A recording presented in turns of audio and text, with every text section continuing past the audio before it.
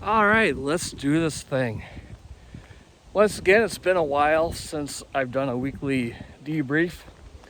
And also, for a while, there hasn't been really anything much to discuss.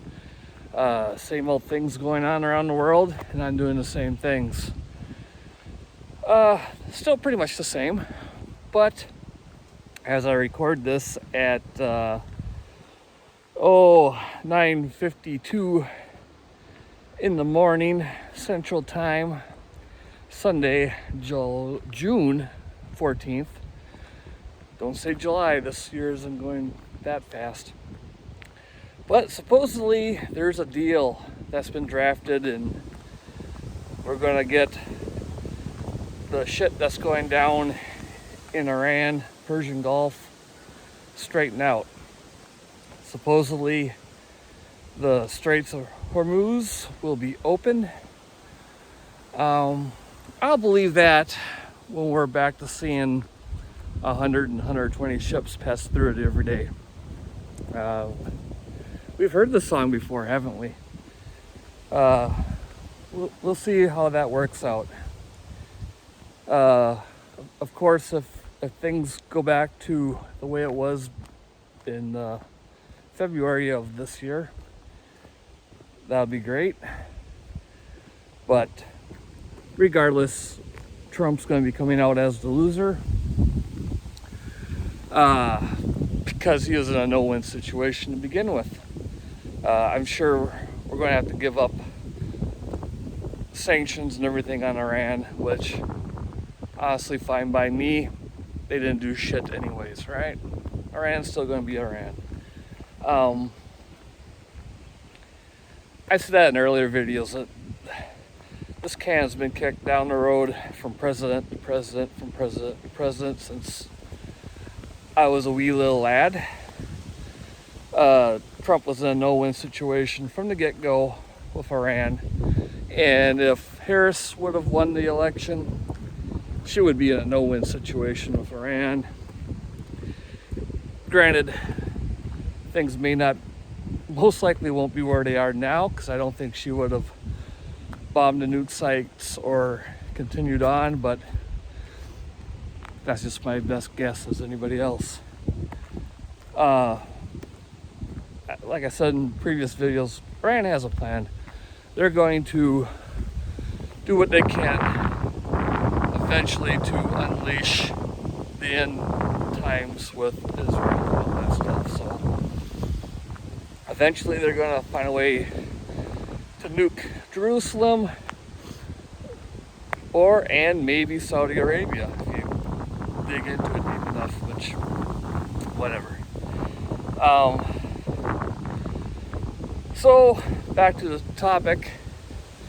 If things work out now, Straits open it up good,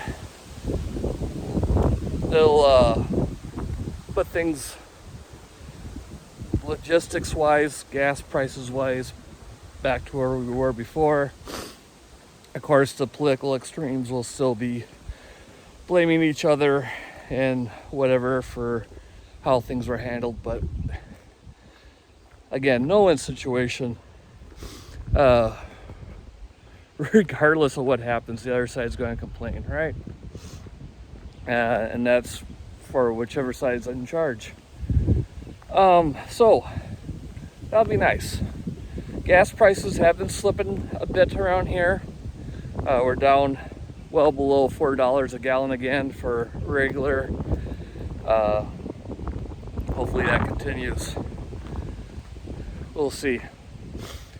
Other big thing international that got my attention is Northern Ireland. The Irish have had enough. After a nutcase gouged a guy's eyes out and tried to cut off his head, still killing him, they finally said, we have enough of this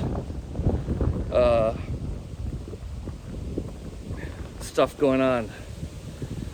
So lots of protests, just flat out burning down safe houses and organizations that are behind the mass immigration. this is going to get very escalated in the UK. Think not just Northern Ireland, but England and Scotland as well. It seems the people have finally had enough. Also in England, where that one kid was stabbed and bled out while the cops had him handcuffed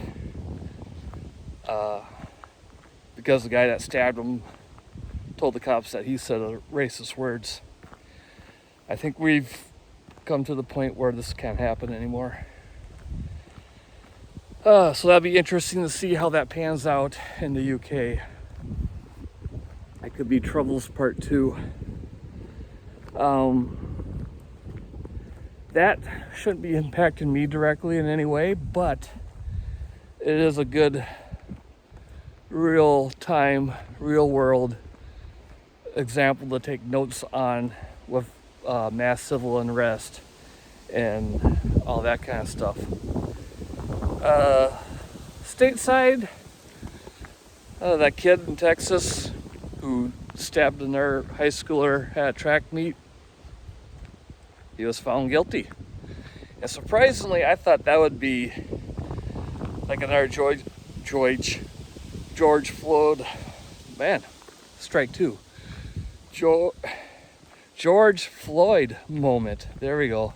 Took 3.5 tries with burning down buses and smashing windows, not just in Texas, but sympathetically around the nation. It seems there's some stuff going around, but I think in the Austin area, but nothing too concerning. But speaking of burning buses and smashing windows, yay Knicks! New York Knicks won the big basketball tournament. Well, I guess it is a tournament. NBA Finals. First time in blah blah blah years. So of course, some residents of New York City thought they'd celebrate by busting up other people's shit and burning buses and all that kind of stuff. Go team. I don't get that. and that's not a race thing. That's not a city thing. I seen it firsthand many years ago when I was a young lad living in Minneapolis, when the University of Minnesota hockey team won the national championship. And there, a bunch of 19, 20-year-old white kids who were spoiled enough, they went and trashed the university in the streets and stuff because their hockey team won. I just don't get that. I'm all for yay, go team. Let's go out and celebrate, but I don't see how turning over a cop car is celebrating. It's just, I don't know, maybe I'm weird that way. So all that goes down to still the standard. Keeping a low profile, avoid crowds, be armed when you can, if your abilities and mindset allow it. Armed or not, just keep an eye out. If you see something suspicious, if you don't feel safe, get out. Trust your gut. Keep a low profile. That's what I always do and I always encourage. And again, this is the most boring prepper channel out there. But yeah, let's see how this Iran deal pans out. Again, I'll believe the straits are open when 100, 120 ships pass it each day like it used to be. But try to be positive. Stay safe out there.